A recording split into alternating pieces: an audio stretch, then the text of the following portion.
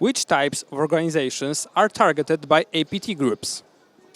So that really depends from APT group to APT group, but generally speaking, the sectors that we're seeing being targeted the most are number one, government organizations and also diplomatic organizations. So these are the main portion by far, followed by private organizations in the defense sector, so defense contractors, military organizations, energy sector, but also others, for example, media, and it really depends on the type of APT group and also in which country. So the situation is going to be a bit different in Poland, for example, compared to Ukraine and also in other NATO countries.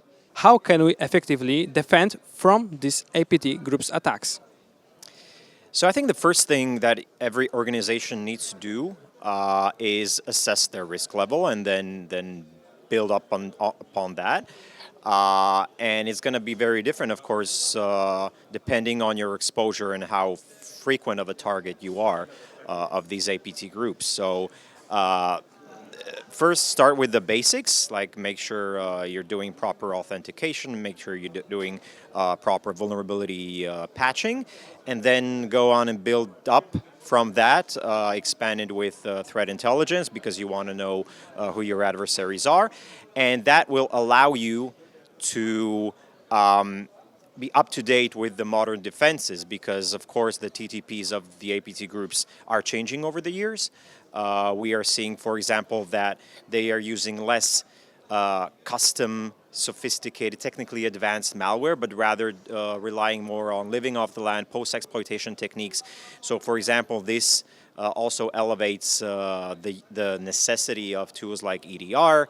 And then, again, depending on what type of organizations you are, you can either manage that by yourself, have your own internal SOC, or you can outsource that to an MDR provider. So it's not a one-size-fits-all solution. What are the most common APT groups' techniques and tactics to gain access to organizations? Again, depends on the APT.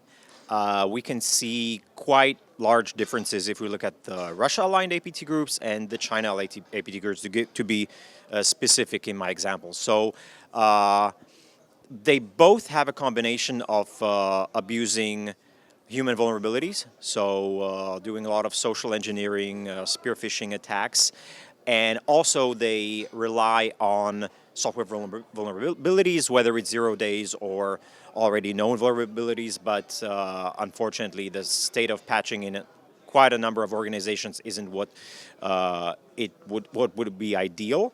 But the portion of these types of initial access vectors really differs. The China-aligned APT groups rely much more on exploiting public-facing applications, for example. And part of the reason for that is the access of the Chinese government to vulnerabilities, which is something that's, I would say, kind of gives them this advantage.